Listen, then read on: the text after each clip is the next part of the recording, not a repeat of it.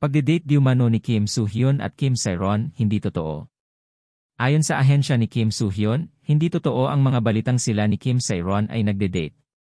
Ipinahayag ng gold medalist, ang ahensya ni Kim Soo-hyun, na ang mga ulat tungkol sa pagde-date ng aktor at aktres na sina Kim Soo-hyun at Kim Sae-ron ay hindi totoo. Naglabas ng pahayag ang ahensya matapos kumalat ang isang larawan ng dalawa na magkasama sa Instagram stories ni Kim Sae-ron noong nakaraang Sabado, ika-24 ng Pebrero, 2024. Agad namang binura ang nasabing larawan, ngunit marami ang nag-isip na baka sila ay nagde-date.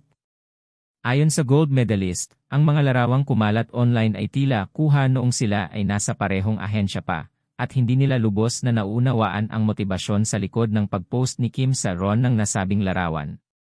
Inaasahan ng ahensya na maghahain sila ng matinding legal na aksyon laban sa mga mapanirang salita, mga post na nagmumula sa malisyosong tao na sumisira sa pagkatao o dangal ng aming aktor. Hinihikayat din nila ang publiko na huwag magsulat ng mga tsismis o walang basehang spekulasyon tungkol sa isyong ito. Si Sae-ron ay hindi aktibo sa industriya ng showbiz sa Korea matapos ang kanyang kaso ng pagmamaneho habang lasing noong Abril ng nakaraang taon. Ang dating child actress ay pinatawan ng multang 20 milyong won, halos $15,000, matapos mapatunayang nagmaneho siya ng lasing noong ika-18 ng Mayo, 2022 sa Cheongdam, Gangnam sa Seoul.